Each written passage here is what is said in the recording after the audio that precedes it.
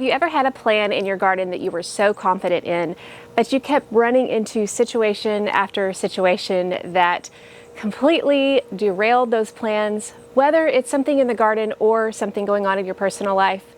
Well, that is what has happened to me in my fall garden this year, and I just wanted to share with you what I'm doing about it, what happened, and what things I'm gonna let go. My biggest challenge has been in this bed, which was supposed to be full of carrots by now. And last year, you may recall that I had a complete carrot fail, actually one of these beds over here, and I thought it was because I had forgotten to turn my Garden in Minutes garden grid irrigation system on when I planted my carrots. With this system, I can turn off specific beds and keep other beds on. So before I had flipped this bed of carrots, I had turned it off and I forgot to turn it back on. So I thought that was all my fault. Well, this year I made sure that that was not going to happen. I had the irrigation going every single morning. I knew moisture was not going to be a problem. And I was able to see lots of carrot seedlings poking up, knowing that I was going to have this great carrot harvest. But you might notice there's not a whole lot in this bed right now. That's because my carrot seedlings just continued to disappear overnight, little by little. At first I thought they were grasshoppers, which could well have been, but someone had suggested to me that it could be cutworms. One day I came out here and I found a cutworm on actually one of my beet seedlings, which that's another problem, is they were getting the beet seedlings over there. There's still some that made it in the corner, but they've gotten almost all of the carrot seedlings. I think I see just a handful that have made it. By the time I figured out that this was what was going on, it was too late. So at this point, I am 1 month after I planted my first planting of carrots, and we are rapidly losing the amount of time to be able to plant, rapidly losing daylight. I'm not even sure that it's worth replanting, number one, because it is late for us here in Arkansas to plant carrots, but number two, I don't have a plan for the cutworms right now. There's lots of different things that can be done, but there's some situations in my life right now that is making it where I can't focus 100% on the garden right now like I would need to if I spent the time to replant the carrots here. Like you, the garden is just a part of my life, but it's not my entire life. We all have other responsibilities.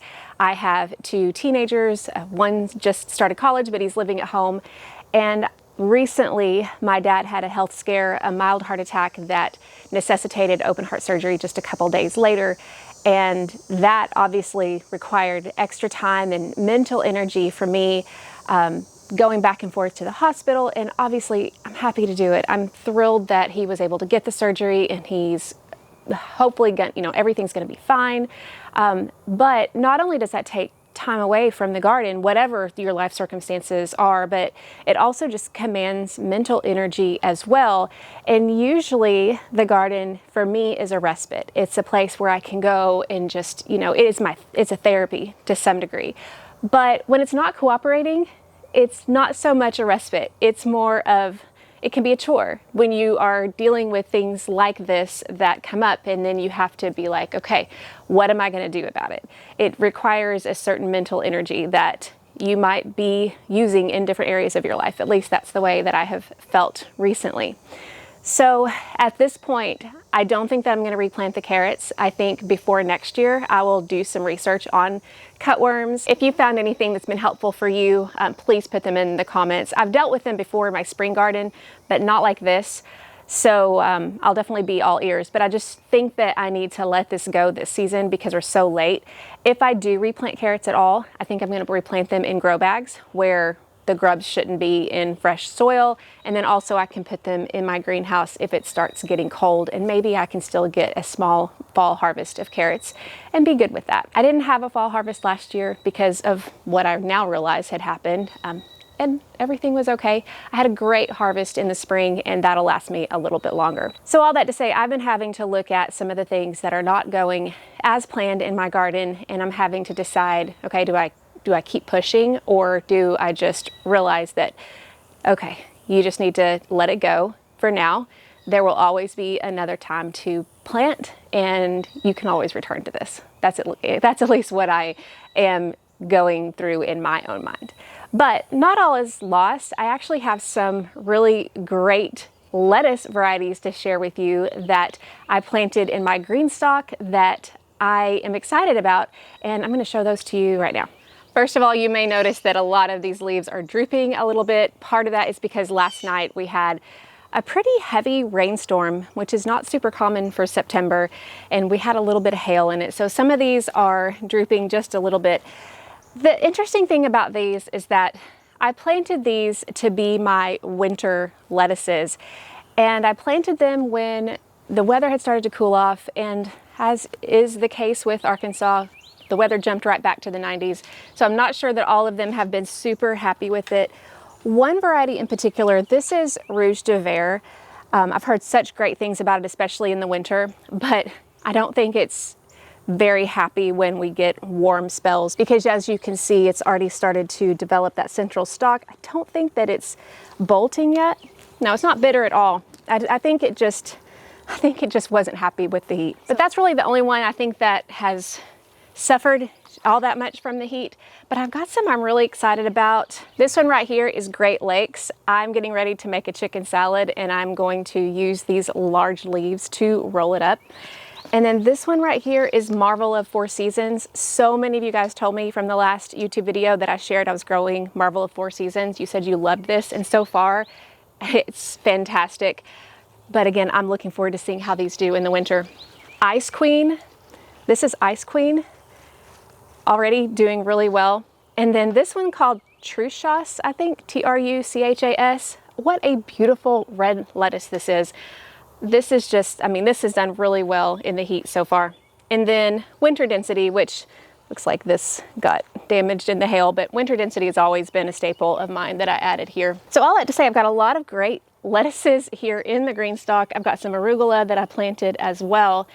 But because these grew so fast, and these are obviously not going to last me through January because they're fully mature at this point, I started a whole new batch of seeds, all of these same seeds indoors so that I could plant them out. And hopefully those will be the ones that are able to last me into winter, except I made a mistake on those that maybe you have found yourself making as well.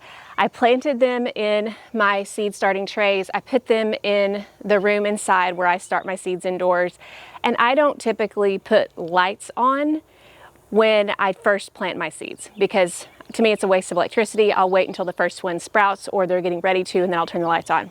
Well, because of everything that's been going on in my life recently, I completely forgot about them.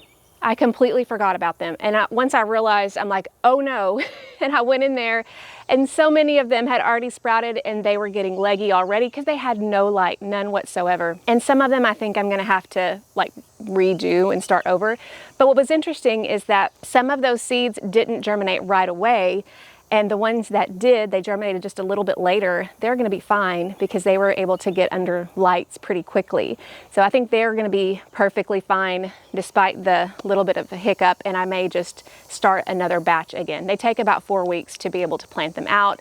And if we're here, you know, toward the end of September, then at the very least, I'll be able to plant them in grow bags or even my green stalks that I put in the greenhouse before we get a frost. So I think I'll be fine on greens still. That will be my #1 priority. If I have to let go of lots of different things in the fall garden because, you know, stuff happens, at least I'll be able to have my greens. But there's one other observation that I've made that is kind of frustrating, but I'm also learning something, and I would really be curious to see if you've had this same thing happen in your garden, and it is regarding my broccoli and my cauliflower. This is the bed where I have my broccoli and my cauliflower, and as you can see right here, covered with insect netting. The purpose of that is to keep the cabbage moth off of these plants so that the cabbage moth doesn't decimate them.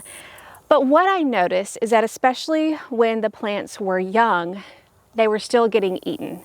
And they were getting eaten by something that wasn't the worm. I can tell worm damage. This was something different. And I do believe that was grasshoppers, because grasshoppers do have a way of eating bigger plants, not just seedlings. That's pretty clear. It's just got the clear bite marks from the edge of the leaf. And what I think happened is that while I secured this netting as well as I could, I don't think that I secured it well enough where the grasshoppers weren't able to crawl in underneath them. And so I think that's what ended up happening. I had to replace several of these, maybe 4 or so. Thankfully I had some backups, but I had to replace them. And now that they've outgrown them, they're actually looking pretty good. But one thing that I noticed is that I have planted cauliflower in a different part of the garden and I didn't cover them at all.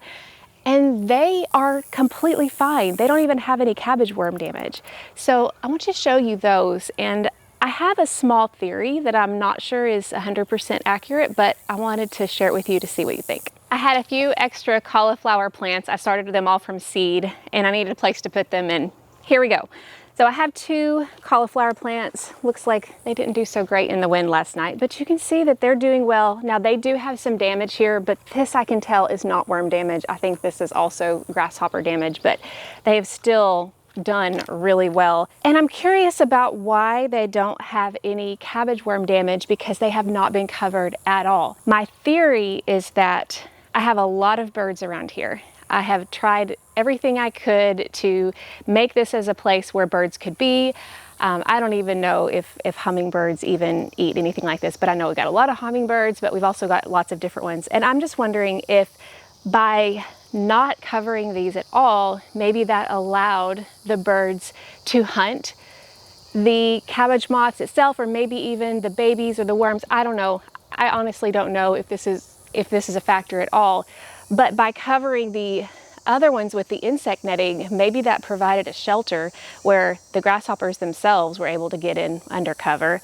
And I don't know, I'd have to look up to see if there are specific birds that do prey on grasshoppers, because obviously there is some damage, but they were able to make it so much better than the ones that were covered. So any of you guys who have experience with that or have looked into what kind of birds might prey on grasshoppers, I'm just kind of curious about this. This is the 2nd year in a row I have done this and the exact same result. Getting better looking brassicas planted where I didn't put the insect netting on. Yet I've also had the opposite effect in other parts of my garden where if I didn't cover them, the cabbage worms completely decimated them. So like, which one do I choose? But for now, I'm just observing and taking all this to heart, experimenting, and I'd love to hear what you think about all that. If you have any thoughts or comments about anything I've shared today, I am all ears. I'm always learning and I'd love to hear what you think. And also, if you've ever come to a point where you're trying to decide how to manage your garden with what's going on in your life right now, I'm not sure that I have all the answers, but hopefully just by me sharing with you what this fall has been like, I hope it at least encourages you that you're not alone. And sometimes we do need to let some things go. And sometimes we want to push forward because we want to think about what's the me of 2 months from now going to want. And for me, I could probably give up carrots, but my salads are non-negotiable. So those are the priorities for me, is to get my salads as long as I can in the fall and winter. Thank you so much for joining me today, and I look forward to hearing from you in the comments. One more thing, usually these videos are recorded in advance, maybe 1 to 2 weeks, but if you want to follow along with what's actually going on in my garden real time, I share all of that with you on my weekly Friday newsletter. If you're not receiving it now, go ahead and sign up. The link is in the description, or you can go to journeywithjill.net/garden sign up. I look forward to seeing you there.